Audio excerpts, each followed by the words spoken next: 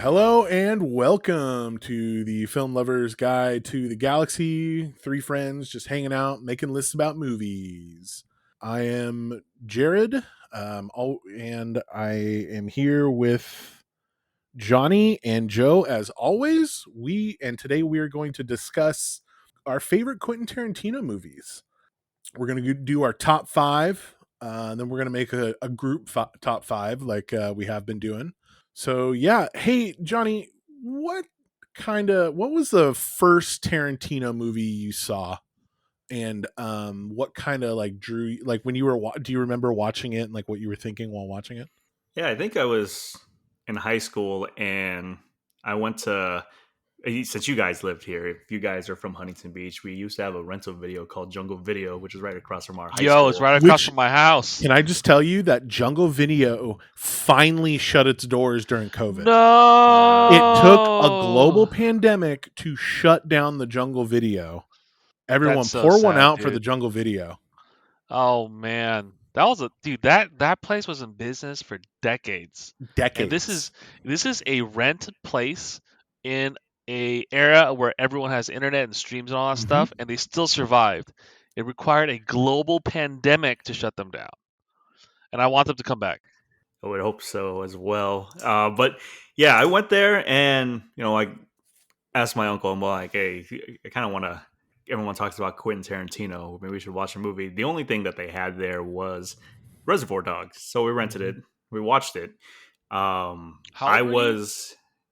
It was like freshman year, so I was like 14. So Oh up until boy. that point, I haven't watched the Tarantino movie. Mm-hmm. My mother is very strict on some of these movies, and so anything with violence and over gratuitous blood or cursing, that Okay. it's not going to happen, right? So, Right. Ticked all the boxes right there. exactly, and so watched Reservoir Dogs, and what really struck me really was how the characters talked in the movie, and I've never seen that until 4 or 5 months later. I rented Clerks, and I was like, okay, I get where Kevin Smith kind of got it from in terms of like that aspect of just having Totally. normal people talk and being able to push a story along that way. I thought it was pretty cool.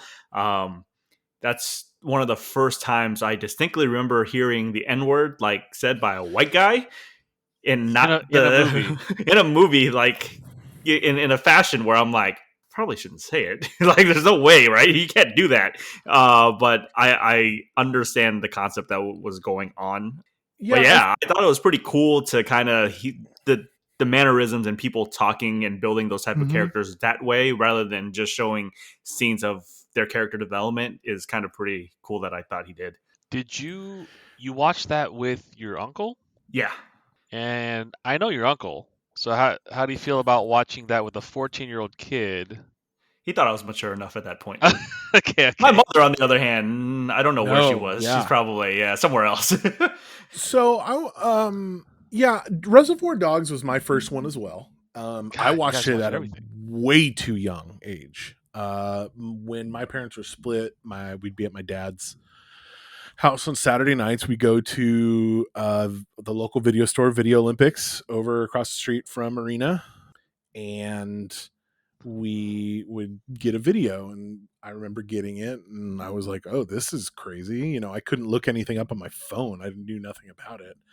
Just the name Quentin Tarantino just kind of like rang the bell, and I sat there and I remember it's kind of like you said, Johnny. My ears were just opening. It was it was the first movie I remember to draw me in because of what was being said on the screen to each other. It was the first movie that I was like, no, no, no, wait, keep talking. Like especially that opening scene where they're sitting around the dinner table or the diner table. Yeah. And it was just a brand new experience for me. He really defined the way what I liked about movies. Now, he's a complicated figure. He uses a lot of charged racial languages in his movies, I should say. And like you said, Johnny, I was really taken aback by a bunch of guys just using, like, just brazenly using the N-word, and they were white, and I was like, whoa, like, what the fuck, you know? And, in that movie, it's I mean, we'll get into that movie later, and I'm just saying that however you feel about Tarantino, like, there's some critiques that could be had with him, and he's definitely not above those. Joe, what do you what was the first one you saw? The first one I saw, because I mean, it sounded like you guys sort of watched them as they came out, sort of, but the first one I saw was just Kill Bill. Mm-hmm. I did watch Reservoir Dogs. I watched Pulp Fiction. But that was like after the fact, just because I was like, oh, this is interesting, and let's see what else he made. I do want to say though, nostalgically, I definitely miss like the movie rental places. Just the idea, and this is sort of off topic, but I really Actually, liked. actually, it's not off topic Yeah. because So without those, we wouldn't have Tarantino. yeah, so like I like the idea of walking into one, kind of browsing, and every time I didn't. That was back in the times before I looked up anything on Rotten Tomatoes or kind of looked at reviews and things like that. I really liked just kind of like almost the smell of it. I know that Mm-hmm. they don't exist anymore, but I did They go to always had that that, very like, last snobby Blockbuster. guy working there. Yeah, that was me and Johnny back in the day.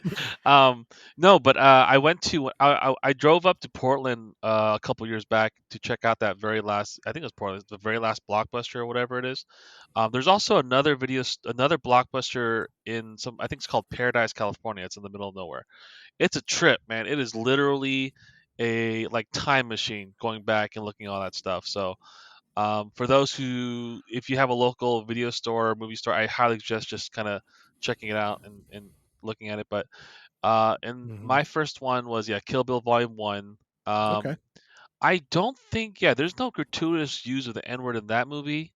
I don't think, No, there's not.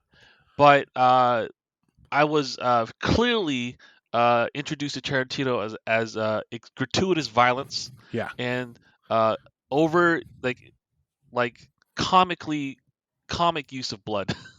And Yeah, especially with I that get one, that it's I mean, it happens for a lot of things, but I quickly learned that that's his style, and it wasn't like some sort of bad, movie props or whatever. That's his style.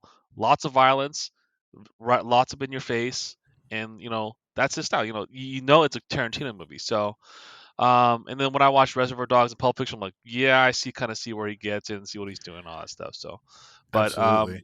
yeah, I was in high school and I watched it. It came out in high school. I was like, Uma Thurman, damn, just doing all this kind of stuff. It Yeah. was fucking crazy. So, big fan. And he integrates music so well into his films, Oh yeah, big time. like, With the camera and um everything. like the beginning of just the whole Reservoir Dogs being set to that classic radio station block, Yep. the whole beginning of Pulp Fiction where you have that Dick Dale surf guitar, and then they change the radio, and Mm-hmm. then it goes on to Jungle Boogie. I just that like I like that song will come on, and I will expect that radio change because it's so associated with that scene in my head. Master. He's a He master. takes such care in the soundtrack and everything like that I love it. It's so good. Do we want to talk about which one just missed the list? Do you want to go number 6? What's everybody's number 6? Um, my number 6 is Kill Bill number 1. It's the Okay. first one. Yeah. It's just that I wish that I get that if you wanted to make the whole thing one movie, it'd be ridiculous to be like a 4.5 hour movie, and maybe that's why I didn't do it. And that's why he wanted to, but I think I think Kill Bill is the last time somebody said no to him. Harvey Weinstein, who is a Well, piece of shit fuck and that should guy. die, told Quentin Tarantino, no one's gonna fucking see this movie if it's 4.5 hours long. You need to cut it. And he acquiesced into, okay, I'll make it into 2 movies. They both did great. What's the big fucking deal? Yeah. But But I mean, so that's your number 6? I believe that's my number 6. Yeah. Okay. Yeah. Awesome. Johnny, what Yeah, about how you? about you, Johnny? What's your number 6? Pulp Fiction. Yeah. Interesting. Okay. Yeah. Let me say this in the front end. I know how influential that movie is. So we know Yeah. how great it is. It re-brought John Travolta's career that was stagnant at that point. Introduced Samuel L. Jackson at a very global scale. Same thing with Bruce Willis. The story, unconventional storytelling was really good. No one says Royale with cheese differently. It has a different connotation when you kind of say that right now. Mm-hmm. But for me, in terms of enjoyment, it barely misses the mark. Johnny, there's large parts of that movie where I fucking fast forward through. Like, I can tell you without a shadow of doubt that if I can hit skip on my Blu-ray remote control, as much as I love Bruce Willis, that whole section The can go. whole, not even the whole section, I would say. I would say the cab ride is the fucking worst. It is so self-indulgent. It is just like, oh my God, end this shit. You know? So yeah, I would. It barely misses the mark. I just, I understand the reference for it, and I will know that a Yeah. lot of people have it as their number one on the list. I just, with what else he's done, and I look at his body of work, it's just not it's not my favorite. So talking about reviving John Travolta's career, he does this a lot. He takes actors we have a relationship with, we have a previous relationship with. Did it with John Travolta, his stagnant career. He had him dance. Oh, okay, we know this John Travolta, but he turns it on their head. He manipulates us with them. Travolta, yeah, he's a dancer, but he's a fucked up asshole in this movie. And this will go into my number 6, Django. Django's my number 6. It's the movie I probably liked least of his. I hate sitting through that movie, even though it's pretty good. You like Django less than like Death Proof? I'm not a cowboy, Pam. I'm a stuntman. But that's a very easy mistake to make. Yeah, probably. Wow. Okay. So that means your Death Proof's in your top 5. It's definitely not. Actually, you know what? No, I would say I don't like Death Proof as much. I completely forgot about Death Proof. I mean, we can cut this part out. But Django is my number 6. Okay. And talking about the, taking actors that we have a relationship with and kind of flipping that and using it against us is Leo. I believe that Candy is the greatest and most terrifying monster he's ever written. When you see that whole scene at the dinner table where he slams his hand on the table and he grabs, his hand.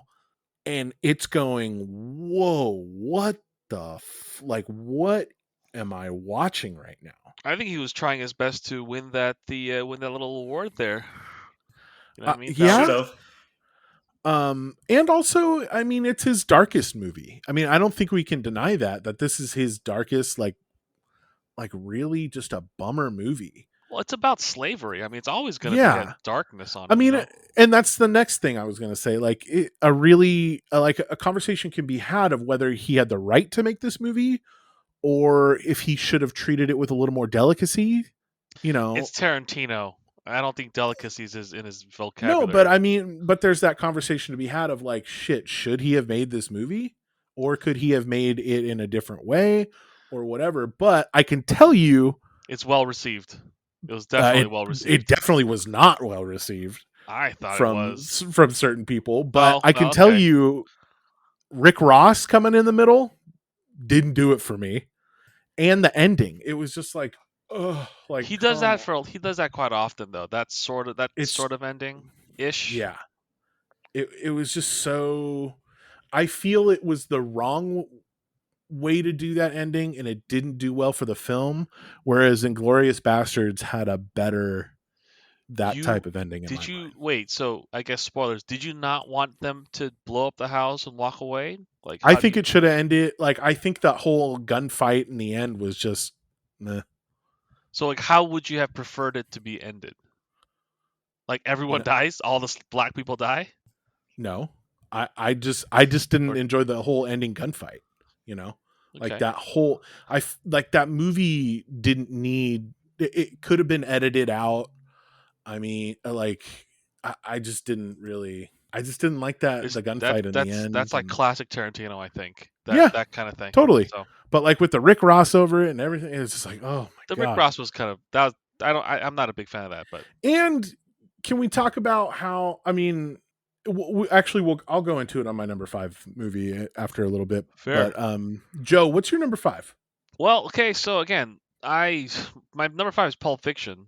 Okay. Just sort of the reasons that Johnny's mentioned. It's a classic movie. It's well established. I like the storyline. I liked that introduced a lot of new characters, and actually, I didn't know that this would really bring Samuel L. Jackson into light. What? Say what again? Say what again? I dare you. I double dare you, motherfucker. Say what one more goddamn time. I thought he did a lot of stuff before that, but I guess maybe this is what sort of jump started his career. I personally thought he had decades of I success mean, before this. it didn't jumpstart his career, but it really made him a Tarantino guy. Oh, he's definitely a Tarantino guy. No, I liked it. I think when I was looking at all the films I've watched with him, I sort of try to rank everything and how I liked it. And I think that Pulp Fiction sort of just edged out Reservoir Dogs. I was kind of on the fence about Jackie Brown. I was okay, and then I wasn't a big fan of Death Proof either. Yeah, so Pulp Fiction pretty much beat out all those movies. I mean, what more can you say? It's Pulp Fiction. It's Yeah. Pulp Fiction. So that's my number 5. I mean, so Pulp Fiction's my number 5 as well. Yeah, there you go. I have a big problem with the Jimmy character and God. scene and everything like that. Okay, all right. The character or the actor playing that character? It has All to be of- the character. All of the above. It didn't. I don't need Tarantino writing himself into a movie. 1, 2, just writing a white dude just absolutely blasting the N-word everywhere. Like it didn't need that. Gives him the pass.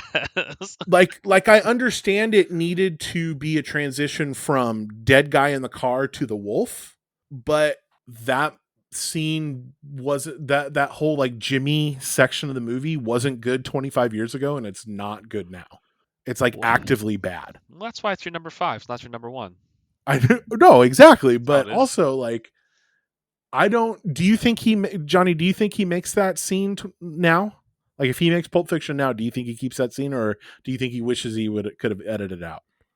I think if it's now, he probably doesn't do it, simply because of what the landscape is now. Totally. But if it's now and he doesn't have the cachet as he did all the other movies, he still would do it. I think he was brazen enough not to know any better when he did it in 1995, Okay. or when that movie came out. Yeah.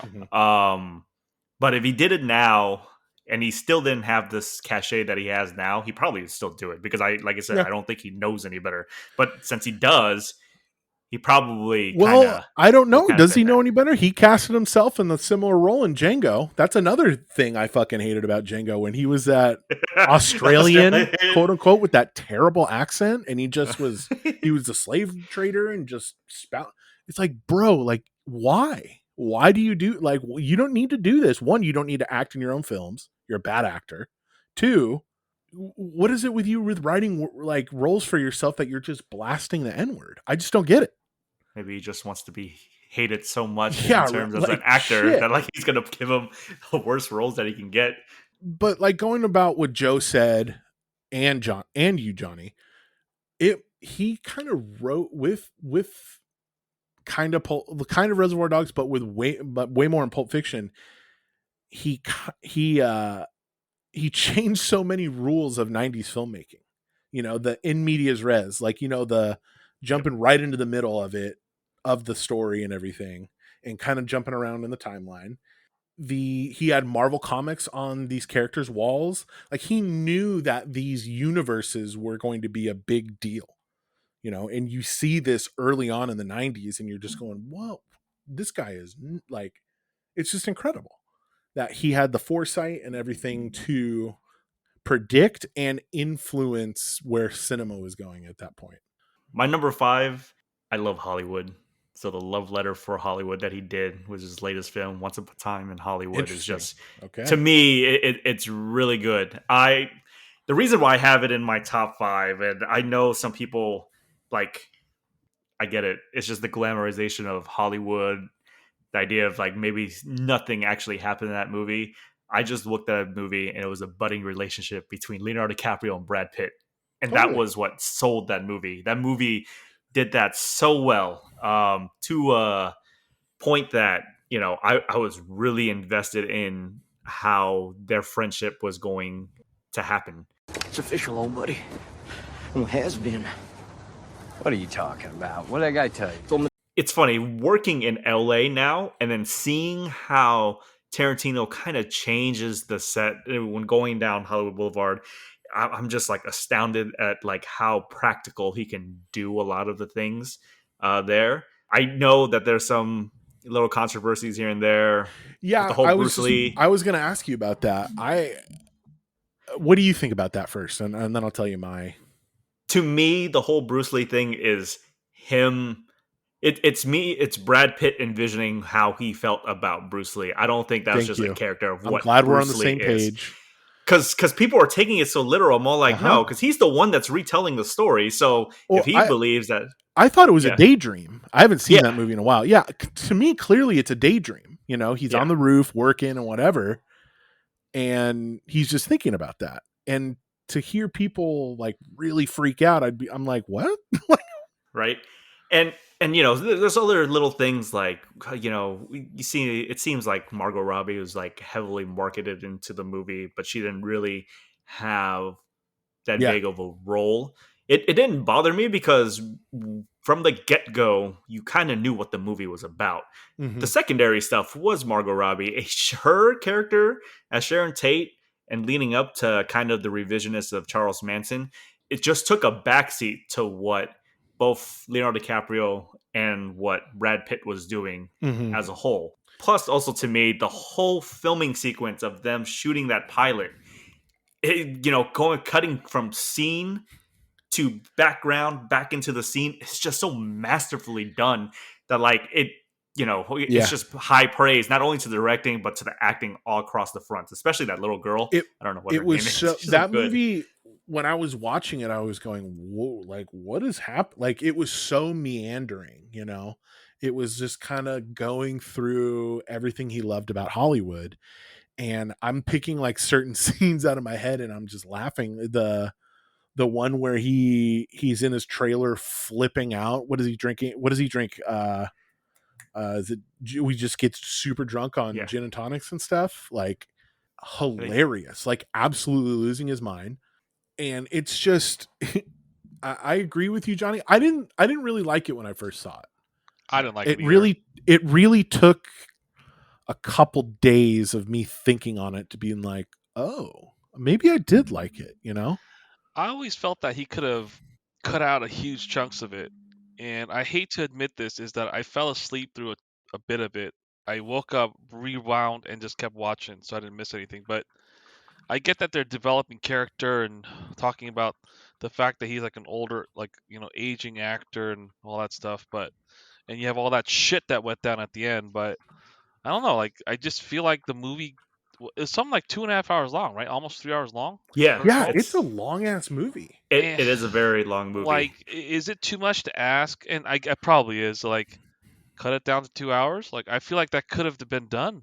Goes back to him never hearing no.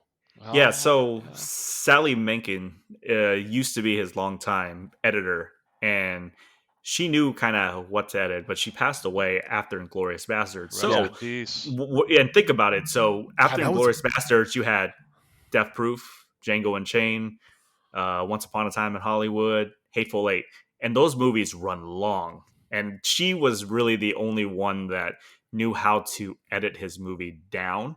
Everyone else feels like, oh, we kind of see what he's doing, so let it play out a little bit more. So yes, this movie could have been 2 hours, but then I would remiss if they cut out Leonardo DiCaprio singing for a commercial musical soundbite and not seeing that, right? Yeah. So I mean, it's just the little moments in that movie Yeah. that make it The so, and that's why it the jumps whole into my top tension 5. at the farm. It was crazy. It's Yeah. crazy. That originally that was supposed to be Burt Reynolds and not Bruce Dern. Yeah, and you know, the more you see it, and then you read the Mhm. history about like the people that are on the farm are all daughters of people that have been in Hollywood, and Yeah. he purposely did all that Mhm. to get people casting. Especially, I didn't realize the lead hippie girl was like Lena Dunham. not Lena Dunham. Oh wait, no, the other The the girl one, that he the picks one up. that brought the Okay, yeah. is Andy McDowell's daughter. I'm all like, Yeah. really? I'm like, okay. So like, there's so much connection in Hollywood, and he did it on purpose. So if you watch a lot of stuff in Hollywood, then it kind of blew your mind. But for someone like us, I'd rewatch it a couple times, and then when you kind of dig in and you realize who all these people are, and I see what he was trying to do, like I said, it's just a really big love letter of Hollywood. Yeah. This is what it is, and so gets into my top 5. Number 4, Joe. What do you got at number 4? Number 4 is Kill Bill number 2. I liked all the Kill Bill. I just overall like the action, like the story, like the fact that she is on a rampage, the fact that she has kind of a comeback story because she almost died and stuff. The reason I like 2 over 1 is just that I like the stories that finish. I don't really necessarily like movies that say, "Oh, we're gonna stop here because the second one's coming up," etc. Um, so that's sort of why I liked it. I think Uma Thurman she did a great job. The guy who played Hattori Hanzo, cool dude. I like the whole Sonny Japanese Chiba. culture. I like the whole Japanese culture and the knives he made. That was amazing. A little bit of humor there because he's a sushi guy and he's like, why are you looking for him? All that kind of stuff. And the fact that it had like a little nice wrapped up ending, even with all this violence and the fact that she found her daughter and all that. I'm always curious with these movies is what, how it would have been taken if he won at the end, if he just like brought up again and shot her in the face. Yeah, but that Um, wasn't like I know you it goes against the whole comeback story thing and all that stuff. So, but either way, I very much liked it. I think that people who are not interested in Tarantino, this might be the Kill Bill first one might be a good movie to start with, just because it's maybe an easier watch relative to the other ones. There's not overt racism you have to maybe deal with.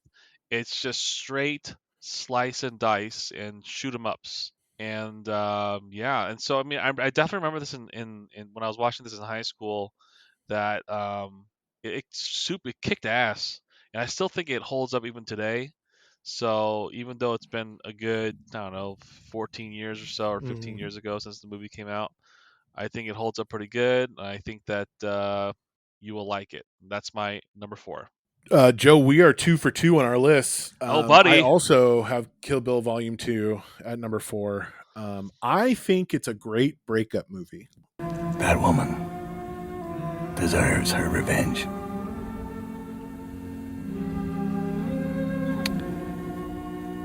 And we deserve to die. You know, Yeah, uh, interesting. it's Bill working through these stages of grief.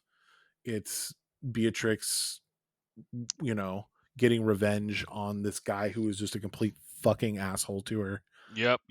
And it's a really great Western, it's if the first half was this love letter to samurai and those kind of movies, this is a wonderful love letter to Western movies.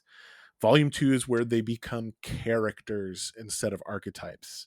It's Okay. the character of Bill, not like Bill, this kind of like shadowy figure. It's the character of Beatrix. She's finding herself. You see it develop with her child.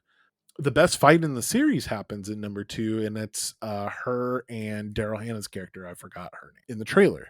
Like, it's great. Like, all of this stuff. It's when these people, again, they become fleshed out and their characters, and they really bring something to the story instead of just kind of like I said, like genre pieces.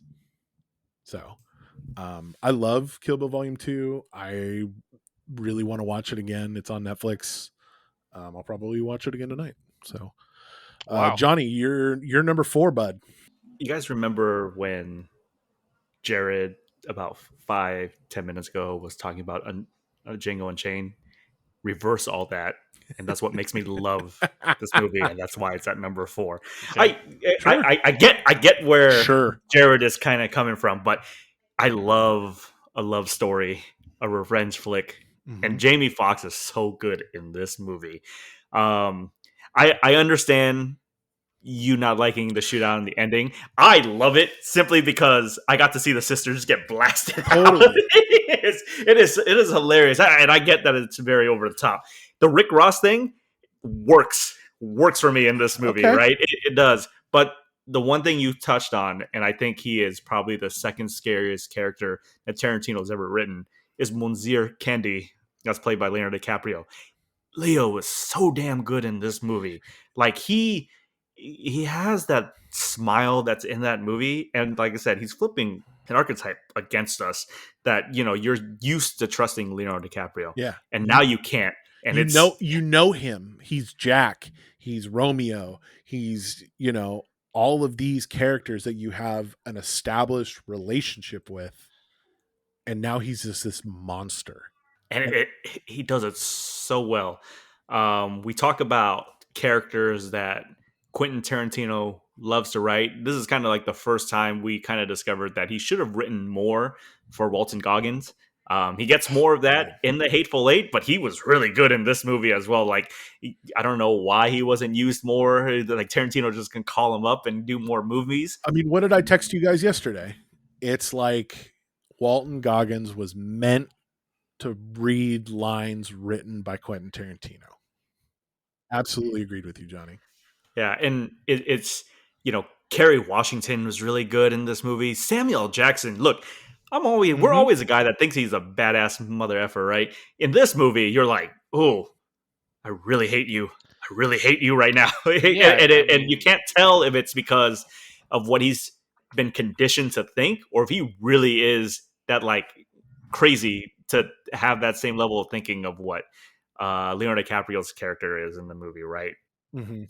I just thought it was really well written. I love all the performances. The soundtrack to me works. I still listen to it once every couple weeks when I'm driving to work. Is this when he and the RZA started, or was that?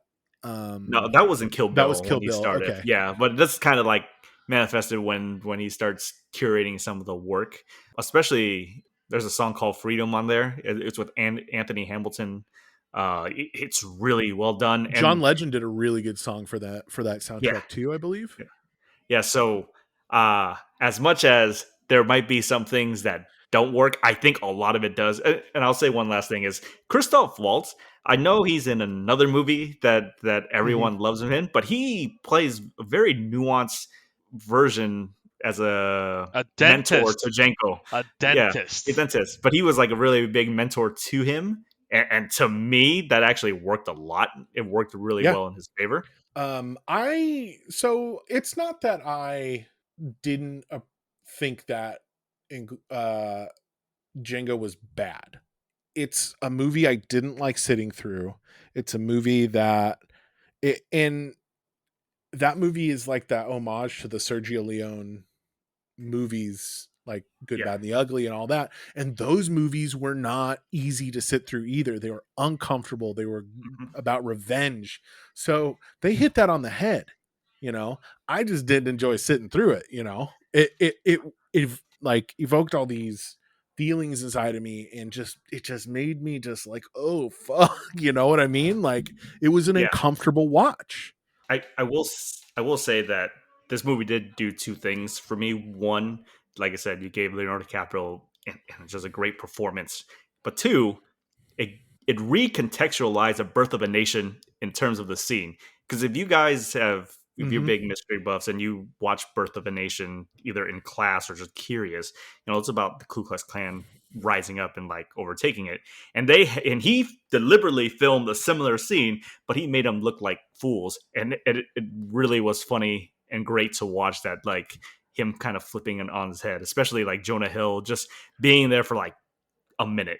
But it worked for me. Absolutely. Joe, We gonna do? We're on to your number 3, bud.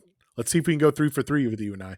I don't think so because my number 3 is Django Unchained. Django! You black son of a bitch! The D is silent here, baby. Okay. Just go ahead. What we're gonna do is we're gonna cut Johnny's part, overlay it on mine, and just repeat it. I just everything he said I liked. I liked the extreme violence at the end. I liked the fact that they kind of rode off sort of in the sunset, but it's at night at the end.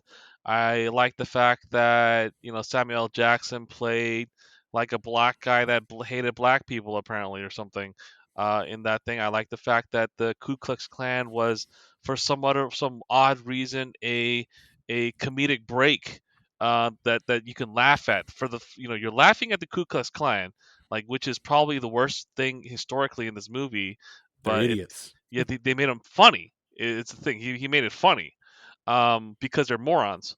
I thought that Christoph Waltz, I always found that I can't tell whether or not this man talks like this regularly. Like, he's very good at enunciating every single one of his words.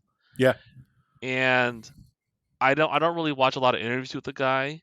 I have to assume he talks normally. I mean, he does. He's not over enunciating like he does, but he definitely has that accent, and he kind of has that affectation about him. And yeah, I mean, I that's classic Waltz, and I like it. I like that he plays like a very smart character that that mentors him, like Johnny said. I like that this is like I guess I could say revenge for a lot of things because it seems like a lot of his movies are revenge movies. Um, that he's on a warpath on a way to find the brothers or find his wife and all this kind of crazy shit, and I liked it. So not much more to say than that, but it's my number 3. Awesome.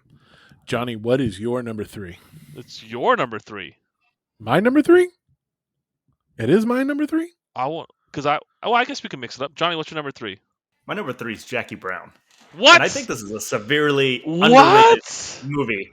And so, and I'll explain to you why I put Jackie Brown so high. One, this is the one and only time that he didn't actually write his own material. He adapted it from the story, but he put his own spin on it, what I think worked really well. We talk about curating soundtracks that he does, and this soundtrack is so good. From the minute Across 110th Street starts, when you see Pam Grier just kind of sliding right through behind the wall to remind you of like The Graduate, like it kind of sets the tone. I absolutely found it ridiculous that Robert De Niro was in this movie, but he worked so well. I didn't really expect him to be there. Robert Forster as Max Cherry is one of the best characters that has been on screen for Tarantino. Now, it revitalized his career. Yes. I do get a couple of the complaints that people have that sometimes it might be a little bit too overlong, drawn. But to me, the writing was so good that like I was very invested from the very first minute to the very last minute. Pam Grier was absolutely fantastic in this movie as well. Michael Keaton might be, to me, he might be the weakest part of the movie, but it's fine. To me, it's fine. But I just love that it was like a hard, funny kind of like crime noir from Elmore Leonard. And his books, if you've read a couple of his books, it's really hard to think that you can adapt it. And Tarantino it's real does dialogue. And Tarantino, to me, did it so well because of the way the way Elmore Leonard writes his stuff. Tarantino found a way to make it musically work with his brand of writing. It is one of the more underrated movies, and I think at number 3 it fits the bill. My number 3 is Inglorious Bastards. Do you guys remember the marketing of this film? I don't at all. Not really. Johnny, do you remember? Is it the interview with Waltz? Like him just no, talking? No. I mean, like the lead up to it. The lead up to it. It was all like bang bang action. Brad Pitt fucking cracking skulls. We're gonna kill us some Nazis. Yes. And there were machine guns and stuff. But what did we get? We got fucking Tarantino at the top of his game, doing what he does best, creating tension, writing dialogue, and absolutely killing it with these characters. Lots of things that Tarantino has done in his past have not aged well. I think we can all agree on that. But what Yeah, do you want to know probably. what has aged well? Fuck Nazis. And they should be treated with no mercy. Seriously. This movie is a type of wish fulfillment and fantasy that is so good and satisfying. You know, the scene in the basement bar is up there, I think, with the best he's ever written. You know, the Mexican standoff down there, you know, three versus, you know, three. And just who would have thought that? I mean, it's crazy this movie was made. There is one star in this movie. The rest are virtually unknowns. Foreign actors, guys that really haven't been. Michael Fassbender was DJ in. Novak. Yeah, I mean, he was in The Office, but like he had like 4 minutes of screen time, 5 minutes, you know, something like that. Just saying. But I mean, he's not really even a star. I mean, you had all of these actors that are nobody. Okay, I want to make a foreign film. This is essentially a foreign film, in German and French, with these people doing this, and yeah, we want to kill Hitler at the end. Oh, okay, it is fucking awesome when they're just loading clip after clip into him at the end.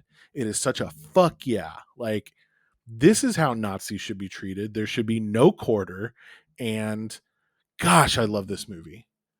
I like, it's hard to not, and Johnny, Christoph Waltz is, this is the first time he was in one of his movies. And I just watched a interview about how they chose Christoph Waltz.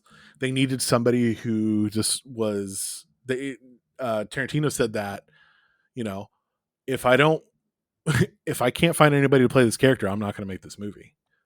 A week later, Christoph Waltz comes in, speaks French, German, and a little bit Italian to him, and Tarantino and his producer's jaw is just, oh my god. And you know, Waltz is on his way out, and he goes, "Oh yeah, I hope to work with you." They're like, "No, no, no, you don't understand. You're our guy." Like, he is incredible in that movie, and like I can't gush about him enough. He makes you hang on to every syllable in a language I don't even know. You know, it's wonderful. And the only critique I have of that movie is fucking Eli Roth, because I fucking can't stand Eli Roth. Well, you don't like him. He's the guy with the bat. Such an well, no, the character's fine. I just don't like fucking like Eli Eli. Roth. He's such an eye roll, talking in that shitty Boston accent. God, I just, you know, Baron Zemo is in this, right? Yeah, Yes. like I to have the gall or the wherewithal to make a movie like this is just why we love this guy, right? I mean, he's awesome. All right, we're on our number two. Number two, Joe. Whew, Lay it on okay. me. My number 2 is Hateful Eight. Okay. The reason I like this is really for one reason, because you know it has a lot of Tarantino elements to it that people are familiar with. It's that it to me it felt like a murder mystery ish, Yeah. because they walk into this little inn thing or whatever, and it's like something's off, something's going down, and you don't really know what everyone's histories are. People start dying, people start getting poisoned. The sheriff of Red Rock, you want to save the town? Then shoot that dead! Ah, Jesus Christ! Oh, you believe in Jesus now, huh, bitch? Well, good, because you about to meet him. And some guy starts shooting them up from underneath the thing, and then now they give a back history and all that. So quite honestly, I wouldn't have guessed, because they're split up into chapters, and whatever, I think it's chapter 4, chapter 5, where they explain what happened before everyone died. I wouldn't have guessed that everyone was in on it. I always figured, for all I knew, it could have been Samuel L. Jackson being the bad guy trying to kill everyone. Would have been my guess, but I had a great twist. I didn't think that it wasn't too long, even though it was like 3 hours long. Typically, with movies that are 3 hours long, I always say, "Man, this is kind of dragging on."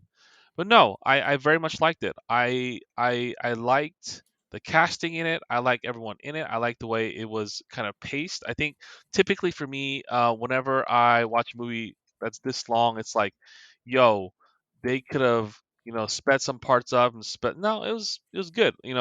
I think I was first. The only thing I do remember being a little funny is the whole guitar thing with Kurt Russell.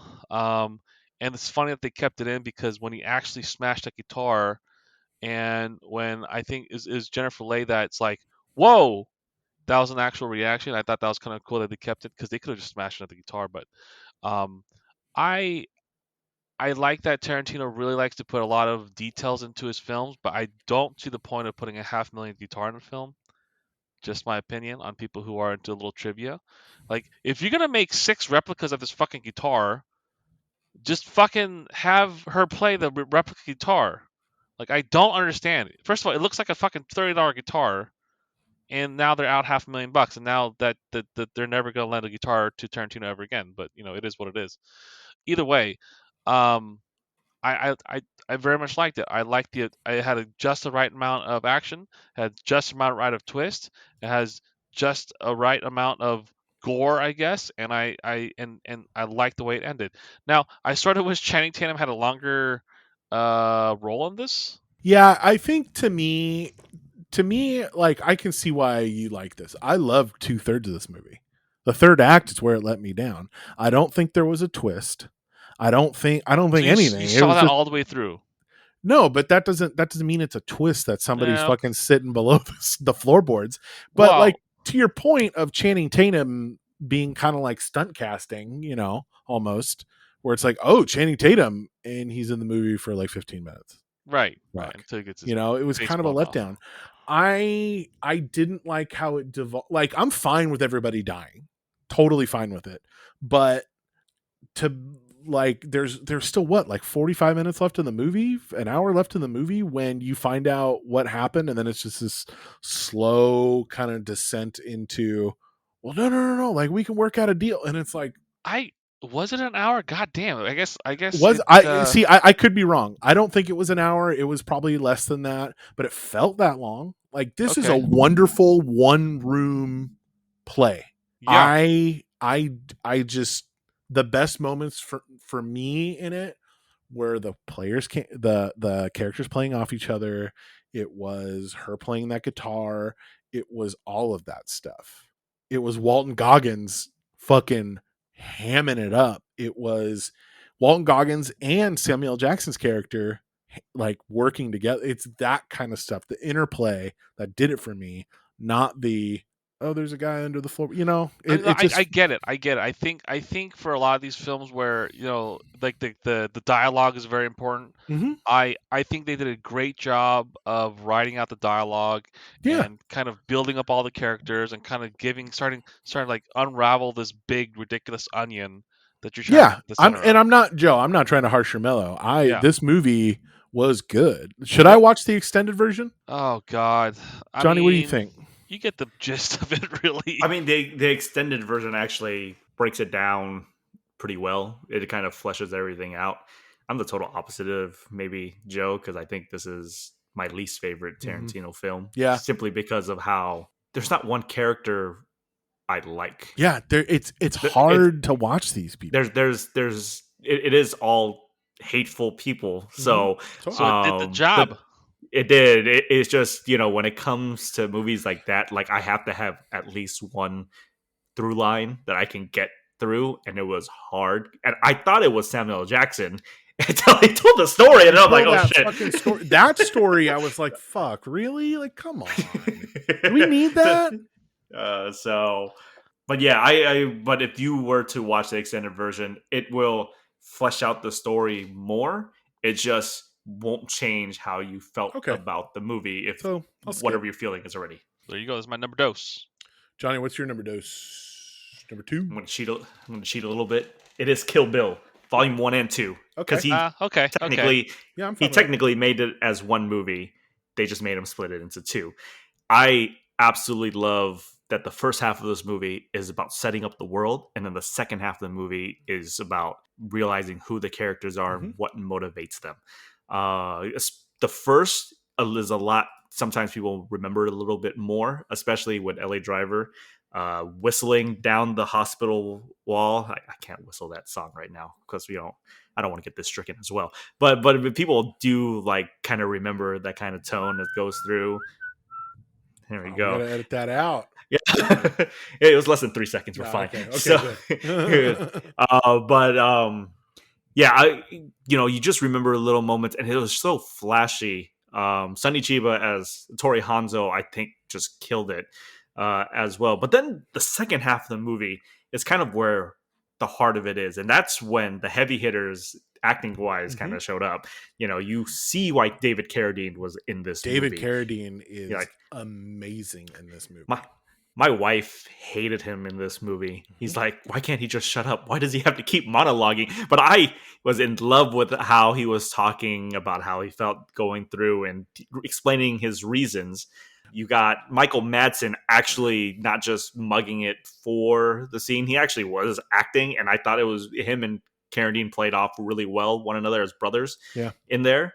The fight scene in the trailer, to me, that is the second best fight scene because the best fight scene was the last 30 seconds of this movie between Beatrix and Bill. But the star of the movie is Uma Thurman. I overreacted. You overreacted? Is that your explanation? No, I didn't say I was going to explain myself. Uma Thurman had to not only be excellent as just portraying her emotions in it, but also physically up to the task. And she just absolutely killed it in this movie. This movie probably would be number 1 on my list unless there's just this one other movie that just kind of surpasses it on a different level for me. But Kill Bill together is excellent cinema. So I don't think they work well together as one movie. I think the clear split makes it a lot better because that's such a hard transition in genres to me. That's just me. Like I know I agree with everything you said, but to me that hard split into 2 movies works a lot better. But God, yeah, but there is I can't agree with your wife, Johnny, that there's 1 or 2 instances, like the whole David Carradine speech or Bill's speech when he's talking about this is Superman. It was very Tarantino being Tarantino, almost too much to a cliche. You know what I mean? But I just love he was talking about Superman. But he says it in a way that you're like, David Carradine is fucking great. And just his casting is such a love letter to, Kung Fu and, all of that. He has such reverence for that type of filmmaking and movies that he grew up with and, watched. My number 2 is Reservoir Dogs. I don't tip because society says I have to. All right, I'll tip if somebody really deserves a tip. If they really put forth the effort, I'll give them something extra. But, it's tipping automatically. It's for the birds. Ooh, okay. It's hard to overstate the opening of that movie.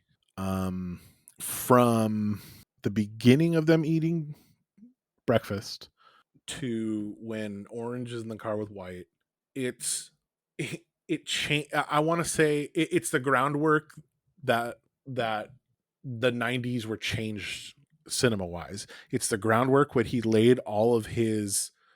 There's no basement scene in Inglorious Bastards without the table scene in the diner. It's the first moment when I knew that I was like, this is a fucking game changer. I had never seen anything like it. They're talking about the Madonna song. They're talking about tipping. And I wanted to spend more time with these guys at the table. It was the first time I was like, no, come back. I want to hang out with these guys in the beginning. And that's saying something because they're all the worst people. It's a really interesting movie about really bad people. They use racial epithets everywhere. They kill people. They do all of this shit. But I really want to spend more time with them because the dialogue is so good. I want to know about their past. I want to know all of this stuff.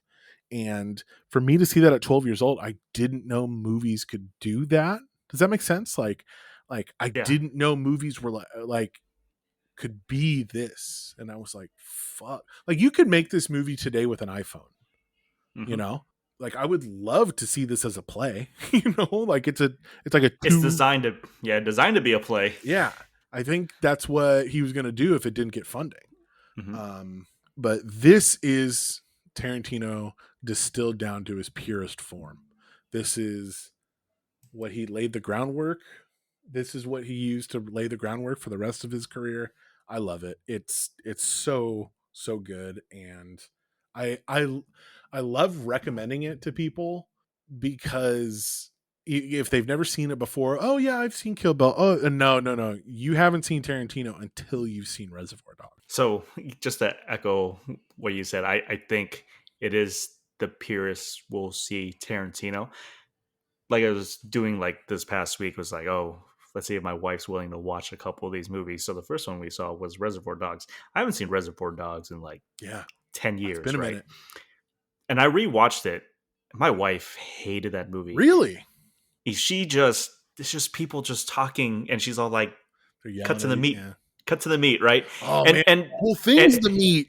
Yeah, and it's funny because when I see what your guys' number twos are, those are actually on my bottom two of his list. One with Hateful Eight is because I just couldn't find the through line.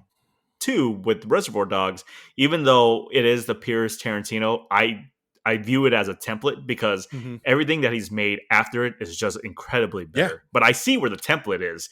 It's just like it's Reservoir Dogs is a very good rookie season if we're talking about sports, right? Yeah. And you kind of see where the lay work is, but it's not something that I'm going to go back now, considering what other movies that he's made. Reservoir Dogs, he's had a rookie season of pitching 8 innings, giving up 1 or 2 earned runs the whole time, every outing, and you know, killing it.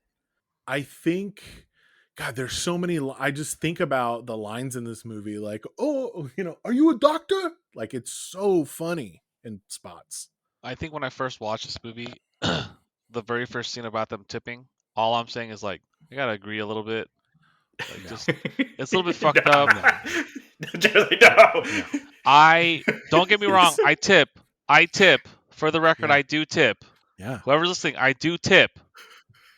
I don't have to agree with it, but I'll tip because I know that people have to make their living off that. Okay, I'm not gonna punish you for what my beliefs are. You that's just fine. think that places should pay their employees a fair wage. Okay, so this is gonna be another complete side thing. You can cut this if you want. So I talked to a couple friends who are specifically waiters and waitresses about this because I figured they'd have the strongest opinion. People who make a very good living off tips from a nice restaurant don't want that to be paid a baseline. Yeah, I believe it. Because their average would be like $20 some odd an hour. Whereas the baseline for everyone across the board would have been like, you know, $10, $11, $12 an hour without affecting food pricings. While that would pretty much help the majority of the waiters, waitresses, and I think it would really help the patrons of the restaurant, like in Europe, whatever. It's you got to admit, people are still selfish about that kind of shit. Well, the fat cats need to pay their fair share. Yeah, fuck those guys. Seriously. Anyways, yeah, you can do whatever you want. All right, we're down to our number one. Joe, give me your number one. I love that I'm first every time. My number one is Inglorious Bastards. Each and every man under my command owes me 100 Nazi scalps. And I want my scalps. And all y'all will get me 100 Nazi scalps, taken from the heads of 100 dead Nazis. Man, Christoph Waltz. Like, like, you can take that scene where he's interviewing the Jewish guy. I think he's a Jew or whatever, the farmer that's hiding the people underneath. Yeah, he's the milk farmer. Yeah. He's harboring Jews. The harboring Jews. That scene by itself, you can as a if you go to like film movies, you can analyze just that part. You could look at the part where he's eating the strudel with that lady, and he's just talking about how she got into the cinema with them eating together. You can look at just that part. Mm-hmm. You could just take giant like little section of this movie, and you can analyze it in a way just because how good he is. And I think that also obviously Brad Pitt did an amazing job as well, and the whole cast was done, and it like Tarantino, there was a ton of violence, a ton of all that stuff, but the dialogue was so good. I like Brad Pitt in this. I like Michael Fassbender in this. I think Diana Krieger did a good job. But Christoph, in my opinion, Christoph Waltz was like kind of the jewel of this. Funny enough, it's absolutely. also narrated by Samuel L. Jackson. If you guys didn't know, super. I weird. think this is where Tarantino fell in love with the tension building. Oh You know what I god, mean? so much tension building It's just through dialogue. like Yeah, so and then like the crack of the bat. Crack. exact. So like what's it called? The what? Yeah, what he's smashing it. But it's just that I liked that there even these pauses in these dialogues between Christoph Waltz and whoever he's talking to. It's just wonderful. It's like what's going on. That whole first scene is so good, and it's so fraught, and you're just you're white knuckling it, going, "Oh fuck!" And he's slowly cracking and slowly Mhm. cracking and slowly cracking, and then Christoph Waltz just slowly just pushing the pressure point because he comes off as initially as he comes off as like this very benefactory, very very nice guy, easy to get along with, and he slowly hardens up. When he took his pipe out and it was that huge one, and like, oh, he's flexing, like, oh, he knows shit is going on. Yeah, so and then everyone likes the whole killing Nazis thing, and I also very much like that the way it ended. It's still a happy ending. I was thinking about a lot of those ways where what would have happened if Christoph Waltz got away with it. Like, if he made the completely got away with it, without having things shoved into his head and all that stuff. I don't think I'd feel as good. I think that the ending kind of made me. I like the way it kind of wrapped everything around. I like that.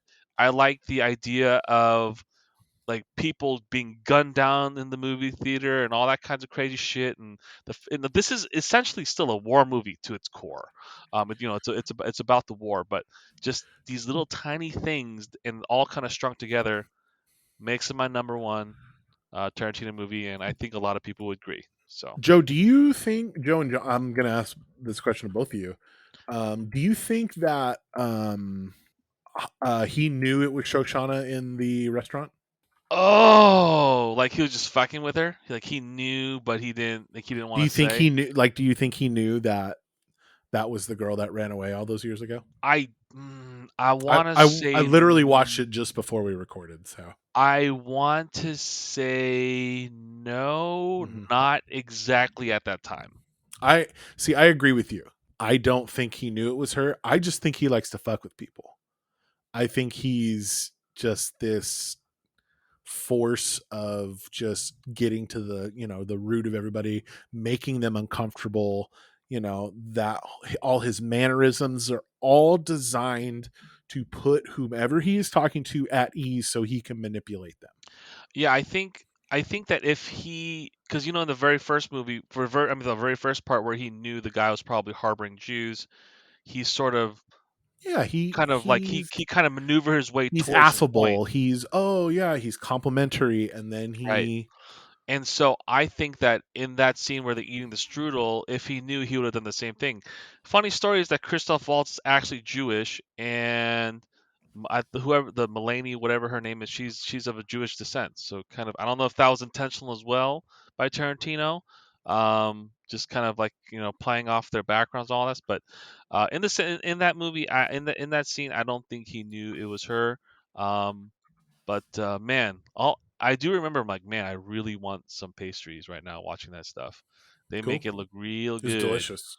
All right, yeah. But excellent movie. 10 out of 10. All right, Johnny, your number one. It's Inglorious Bastards. Yeah. This movie, the use of language in this movie It's is beautiful. so damn good. He Tarantino is known for using his words. He elevated it by using 3 different languages and having sometimes them misinterpret each other. But it's to build tension, it's to build characters.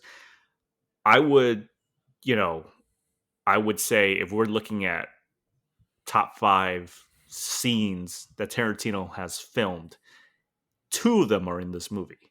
We talk about the opening and we talk about the underground bar that they had to meet up. That scene, once I I knew I was in for a special movie seeing the first 10 minutes introduced to Christoph Waltz. But when that scene happened with Michael Fassbender messing up the sign and people just noticing it, that to me took this movie to another level that I didn't think about when they were kind of going through the motions. And there's so many people in this movie that I didn't realize that I've come to know, right? Like we talked about Michael Fassbender. He really is a relatively unknown actor until this movie. Daniel Brew, he is the guy that plays Frederick Zolder, the Germany soldier, right? But now he is Zemo in Falcon and the Winter Soldier, right? Like this guy is getting bigger deals right now. He plays such Hollywood. a good asshole. It just helps to be in a Tarantino movie. It just helps. You get so much exposure. You do. Christoph Waltz and Tarantino together is just like match made in heaven. It's very hard for me to think of Christoph Waltz in movies outside of Tarantino because he's hit or miss. Tarantino actually understands writing for this guy. Jared talked about before about fuck Nazis, wish fulfillment, and it is very gratifying to see Adolf Hitler blown into pieces, just getting shot up with, God knows how much, right? I love that all this took place in a cinema, in a theater. I thought that was very touching there as well. Brad Pitt, he was really good because he was really funny in this movie. He was the goofy guy in this movie. He was just, I always love that scene where he's trying to, they first meet Londa for the first time and he's like trying to speak Italian. So yeah, minor correction, Johnny. They speak 4 languages in this. 4 languages, all right, including the Italian. Grazie. It is just so funny. But this movie, like we talked about before, when you're talking about Tarantino in the interview with Waltz, this movie doesn't work without Christoph Waltz because he had to be able to flip the switches, not only to be terrifying, but to be, he's playing a dick at times. He had to be endearing at times. He had so many things on his back to make this movie kind of push through.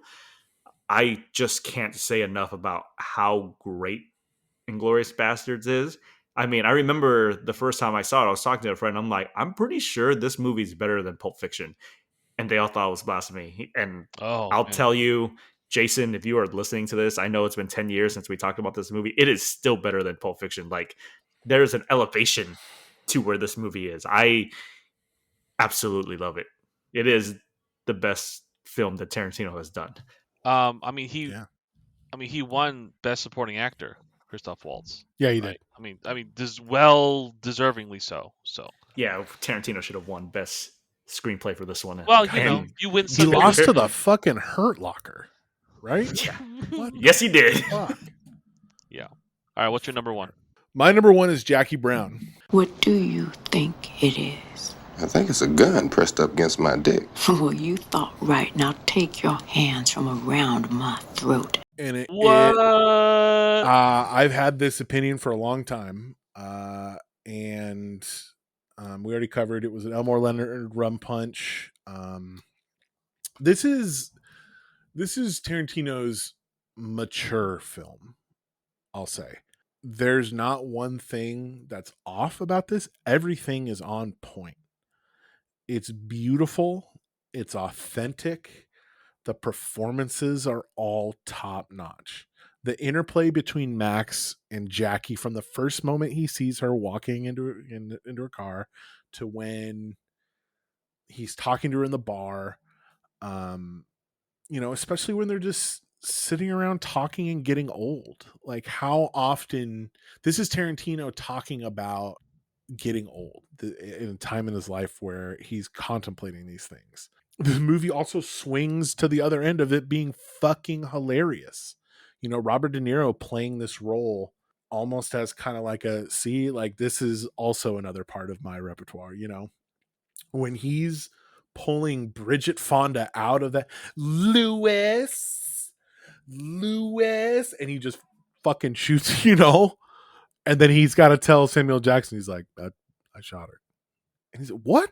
Beaumont's like, what? You know, it's so good, you know, and it's just, and we're not talking about in the plot, you know, oh, stealing millions and millions of dollars. No, these are small time crooks. These are the people that you look past every day. These aren't big time players. These are just everyday kind of people. I will agree with you, Johnny, that I think Michael Keaton could have been a little more involved, and I would have really liked that. But man, Pam Grier, man, like what a knockout performance this was for her. The soundtrack. I've had 110th Street stuck in my head for a week since we decided to do Tarantino. I love this movie. I love everything about it. Robert Forster, R.I.P. Like, this is, I think, this is a top 3 Tarantino character that's not like based in genre, I think. I love it. I will watch it whenever it's on. I think the world of this movie. Yeah. So okay, we got to make 5, fellas. It sounds like I don't think it's gonna be that hard. I mean, there's quite a bit of so overlap this time around. Yeah. I am perfectly willing to acquiesce that Jackie Brown is not everyone's cup of tea. I think it belongs in the 5 or 4 spot because I don't think I would ever get it above that with you guys. Well, what did Johnny have Jackie Brown at? I had it at 3. Oh, you did? Oh, I thought you had it lower. Okay. Oh, no, hey, I don't mind it. I don't mind at 3. I think Jackie Brown at 3 is good. Because I think at 3 is recognizing how good it is, or how criminally underrated it is. Like, this is the one movie that always gets lost in Tarantino's filmography for some reason. People really didn't like it when it came out. They were like, what the fuck? Like, what? Because it didn't, like I said, we had this kind of syndrome when it comes to like when a director makes like a really great movie and their follow-up doesn't match what their last movie is. Because this is completely different from what Pulp Fiction really is. Right? So, but upon rewatching it, like, I think it's really good. I just don't think it, you know, if you're going to force me to choose between both Kill Bills, I am going to pick 2 over 1. 1 is style because 2 is substance. 2 is where the meat is, where it comes to that. And I wouldn't budge between Inglorious Bastards and Kill Bill, but it kind of depends on how you guys feel where Kill Bill actually belongs. I think what do you think number 1 is? Because in my mind, it's Bastards, man. I think, it's probably Inglorious Bastards. It is. Yeah, I'm not. I will fight to the death to make sure that movie stays at 1. I'm into that. I am totally fine with that. So we got 1 Inglorious Bastards. 2, oh boy, I think it goes to Reservoir Dogs. I think was that in both your lists? Yeah. Oh yeah, it was number 2 on mine. It was number 8 on mine. It's only on your list. So I understand where Jared's argument is when it comes to Reservoir Dogs, and without that movie, it doesn't pioneer the rest of whatever is going on. I would tell you, rewatching that movie though, it's funny. My wife was like, I understand why I hate the Hateful Eight. It's because of this damn movie. Because she watched Reservoir Dogs, it's like, oh, and she's all like, it's just the same thing. They're all talking in a room, and I'm like, I mean, you're not wrong, technically. Yeah, I mean, right? But I mean, she's not wrong about all movies, because at some point it's people talking in a room, right? Okay, well, hold on. How many of us had Django Unchained on our lists? I had it at 4. I had it at 3. You didn't have it at all. Well, so what I want to say is this. Hold on, really Yeah. quick. If it's on 2 of our lists, it should be higher than on someone who has one on a single time on their lists. Yeah, Unless Jared but can this convince is me. but this is but I don't want to count votes. You know what I mean? I want to Correct. kind of have it be a discussion. Well, then Yeah. I'd say Pulp Fiction's higher then. Okay, yeah, and that's totally fine. Lay it out for me, Joe. Why should it be higher? Make a case. I think if we're gonna look at it that way, I think Pulp Fiction should be higher than Reservoir Dogs. Just Okay. 'cause if we're looking at the significance of cultural impact, I guess that's kind of subjective too. But I think I think your argument is sound because I think a lot of people would say that. So where do you think Pulp Fiction should be? Man, I was gonna say Pulp Fiction. Thing is, I still feel better like not get past 4. That's what I mean. I still feel like Pulp Fiction will be below Kill Bill for us, right?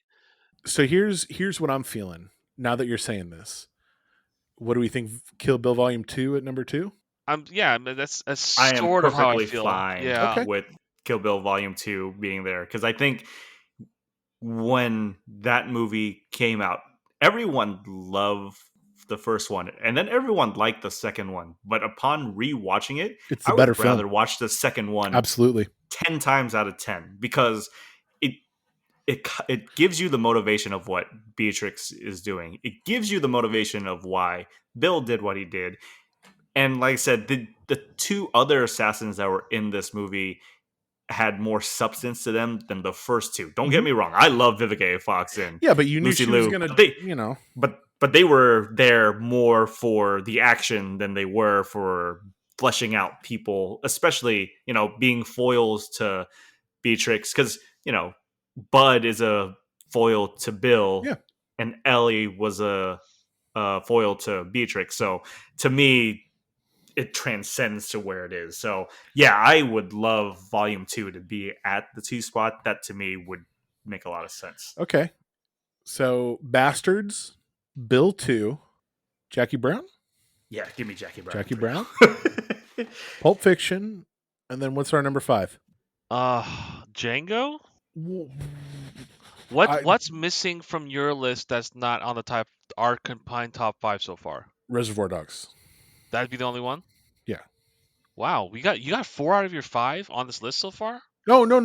I mean, if we're building this list out, I don't believe Pulp Fiction and Reservoir Dogs should be on the same. And I'll tell you why. And this is the only reason why I will say this is because if we put Reservoir Dogs in, then we are acknowledging that this is the thing that started it all off for Tarantino. I'm okay with that.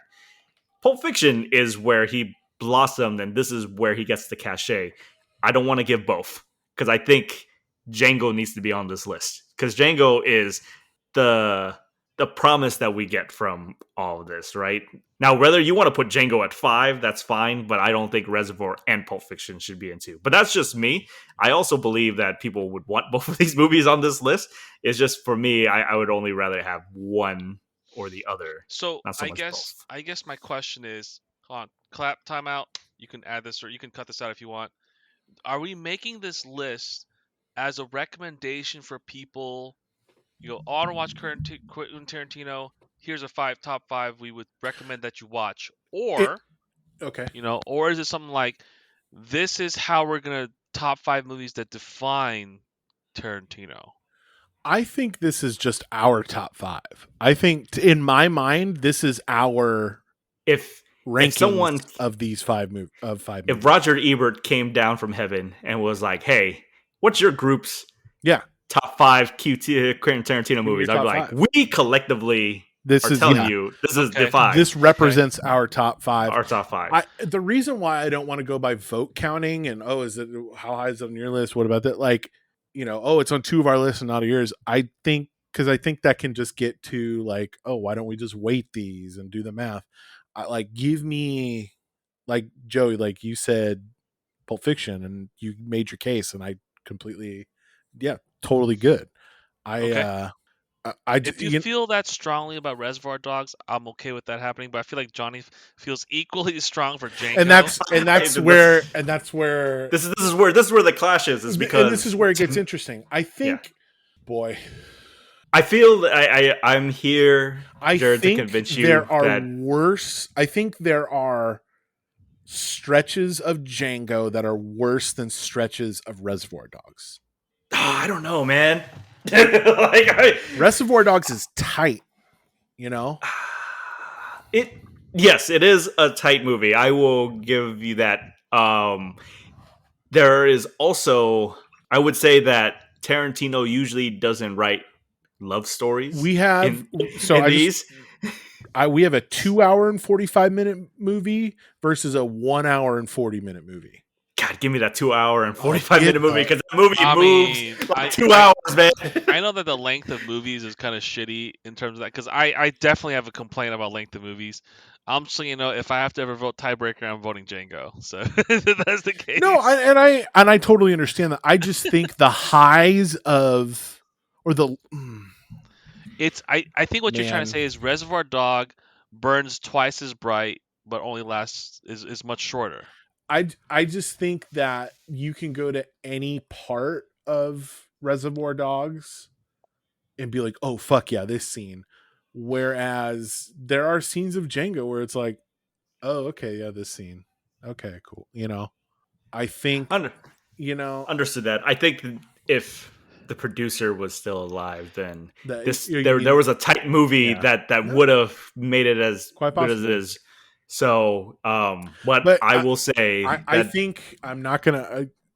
You guys made compelling arguments. I don't think I'm gonna win this one, which is totally fine. It happens sometimes. Yeah, absolutely. I mean, that's why we have our own personal top fives, right? Yep.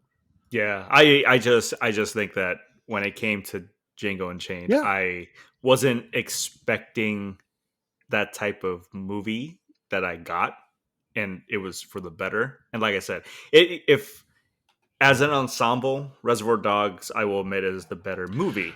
But if you're talking about one character that stands out and that kind of dominates this movie, it's hard for me to leave Leonardo DiCaprio off this list. That's so damn good. That's your most compelling argument so far. I was going to bring up they both have Tarantino as actors, and Mr. Brown is way better than that fucking Australian slave trader. Yes, I definitely agree with you on that. I just think that. But yeah, man, you bringing up Candy and Leo and subverting our expectations and making him just a monster is absolutely. I absolutely agree. 5-1, we have Django Unchained at number 5. We have Pulp Fiction at number 4. We have Jackie Brown at number 3. Super hyped that made it that high up. We have Kill Bill Volume 2 at number 2. And our number 1 Quentin Tarantino movie is Inglorious Bastards. Boy, I'm very happy with that list. This list is tight. It is a good list. Like if you wanted a weekend of watching Tarantino movies, this will do it for you. It'll last the whole weekend because how long some of these movies are. Seriously, get some fucking pizza and hang out. But yeah, that'll. Wait, what was that, Joe? I was gonna say, is he working on anything currently? Is something coming out? I just don't know. Okay, that's a great segue into kind of a. I want his Star Trek movie so bad. Oh, because he's been rumored to wanting to be writing a Star Trek script. I want Tarantino Star Trek so fucking bad. I would sacrifice anything for it. I gotta say though, Star Trek is not his brand of violence though. You know what I mean? Like Star Trek is a kind of clean violence. Like you shoot him with like a laser and he falls over sort of. You never but I don't, you know, he could have some it'd be very stuff interesting in there with it'd be very interesting. With a batleth and oh man, don't get me started on Star Trek. I know it because I know that he wants to make only 10 and this would be number 10, you know, and then he just goes off into the sunset. That's why if it was me, it's because he believes that people that make way too many movies don't age well and he wants a strong filmography.